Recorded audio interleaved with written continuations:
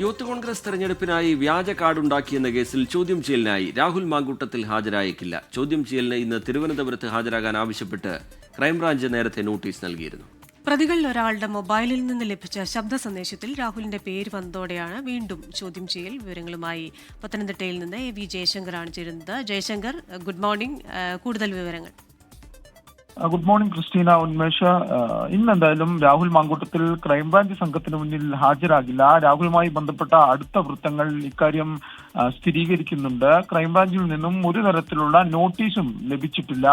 പിന്നെ നിയമപരമായി ഹാജരാകേണ്ട ഒരു ബാധ്യതയുമില്ല എന്നാണ് രാഹുലുമായി ബന്ധപ്പെട്ട അടുത്ത വൃത്തങ്ങൾ പറയുന്നത്.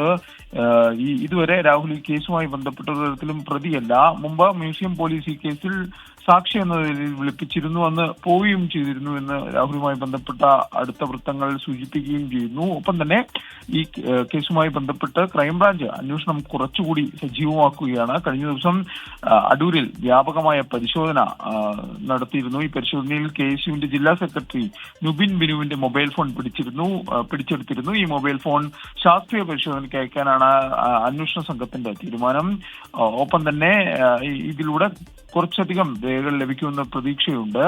ഈ ലൈംഗിക ആരോപണ കേസിൽ ഉൾപ്പെടെ പാർട്ടി നടപടിയെടുത്ത രാഹുൽ മാങ്കൂട്ടത്തിൽ MLA പാലക്കാടേക്ക് പോകുന്ന കാര്യത്തിലും ഇതുവരെ തീരുമാനമായിട്ടില്ല. എന്തായാലും തൽക്കാലം തിരുവനന്തപുരത്തേക്കില്ല എന്ന് തന്നെയാണ് രാഹുലിന്റെ നിലപാട്. ക്രൈംബ്രാഞ്ചിന് മുന്നിൽ രാഹുൽ മാങ്കൂട്ടത്തിൽ ഹാജരാകില്ല. ക്രിസ്റ്റീന.